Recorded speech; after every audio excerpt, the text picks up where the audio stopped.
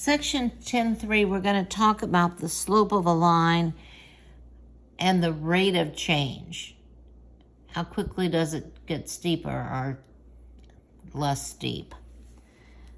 The slant or steepness of a line is formally known as its slope. We measure the slope of a line by the ratio, which means it's going to be a fraction, of vertical change, which is called the rise, to the corresponding horizontal change, which is called the run, as we move along the line. So the slope is the change in y, or the vertical change, over the change in x, or the change in run. And it's commonly the rise over the run. So if we look at this particular line that's already drawn for us, we can find the slope, and m, the lowercase n, always in math stands for the slope. We're going to come up with a ratio, or written as a fraction.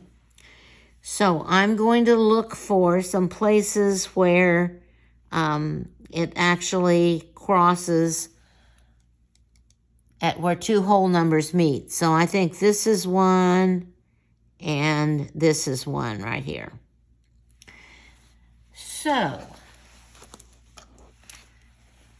to get from here to here, we're going to go up how many? 1, 2, 3, 4. And then we're going to go over how many? 1, 2, 3. So this is our slope, 4/3. Now, if we started here and we wanted to get to here, we would go to the left. Whoops, I guess we got to do the rise first. Instead of going up, it goes down 4. And then it goes to the left 3. And since the signs are the same, we can make that the positive slope. Sometimes slopes are negative, but here we've got a negative rise and a negative run. Okay.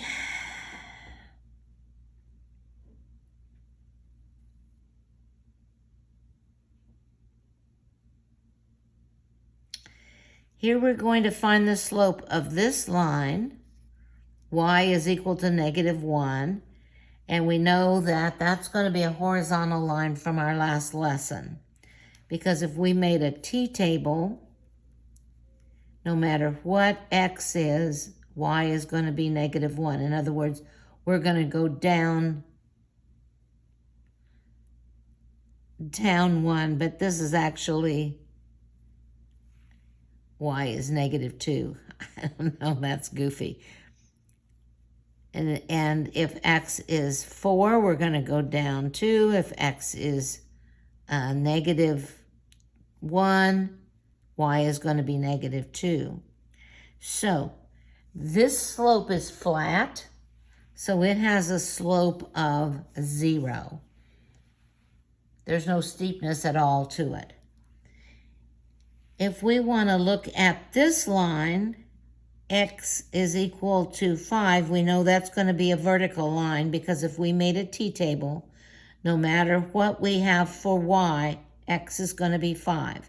In other words, we're always going to go to the right 5. If x is 3, we're going to still go to the right 5. If we go down, -2, we're still going to go to the right 5. So this would be the graph of that line. And it is so steep, we say that it has an undefined slope. In other words, to go from here to here, the rise would be 2 and the run would be 0. And we know that when you divide by 0, it is undefined. So mathematically it's undefined, and visually it is also undefined. So Here we have the horizontal line has a slope of 0. Here we have the vertical line and has an undefined slope. If the line tilts to the right or rises to the right, it has a positive slope. If it slants to the left, if it goes up to the left, then it has a negative slope. And we can find that slope mathematically. We don't have to actually look at the picture to tell. We can actually find that, the rise over the run, how much y changes over how much x changes. So if we have 2 points, if we know the coordinates of 2 points, we can use this equation. So here we have find the line, the slope of a line through this point, and then we're going to graph the line. So I know that the line is going to be a -1, 5, 2, -3,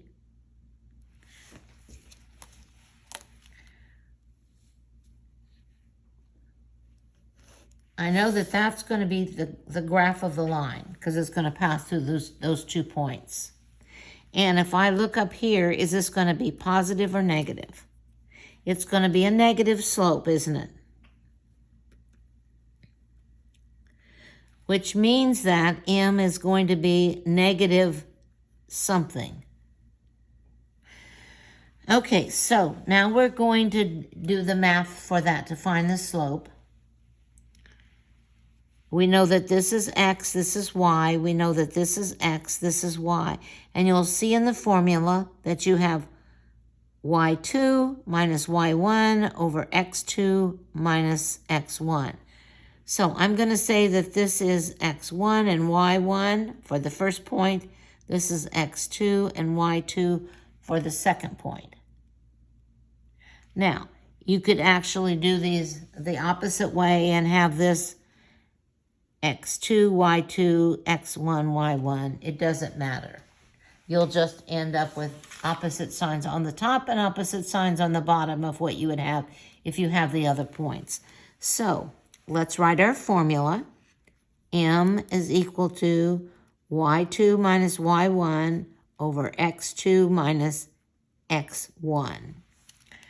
Now, this is very important that you have these 2 points together and that you have these 2 readings together.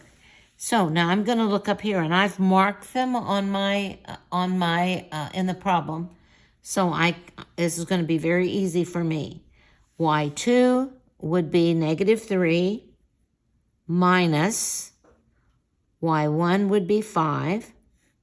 On the bottom, I have x2, which is 2 minus -1. We're subtracting this negative, which means that it's going to be 2 plus 1 on the bottom. So the slope is going to be -8 over 3. This is our slope.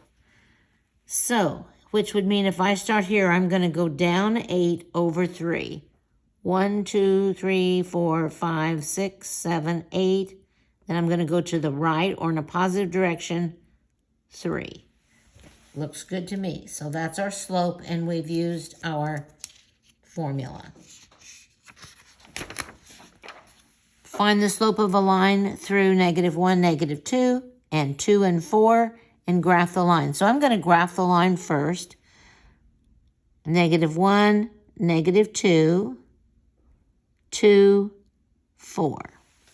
So those are the 2 points that are given me.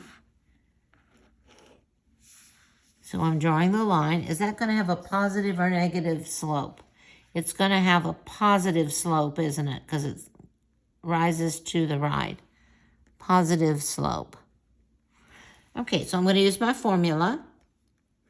y2, whoops, that's not y squared, it's y2 down here. Minus y1 over x2 minus x1. So again, I'm going to talk about this as x1, y1, x2, y2. And now I'm going to substitute those values in my equation. Y2 would be 4 minus y1 would be negative 2 over x2, which is 2 minus x1, which would be negative 1. So this is really going, instead of subtracting a negative, we're going to add a positive. Instead of subtracting a negative, we're going to add a positive. So our slope is going to be 6 over 3. Or we can simplify that to 2 over 1. So we would go up 2 and over 1. And there we are, right on the line. Up 2 over 1, we're right on the line. Up 2 over 1, we're right on the line. It would be positive slope of 2 or 2 over 1.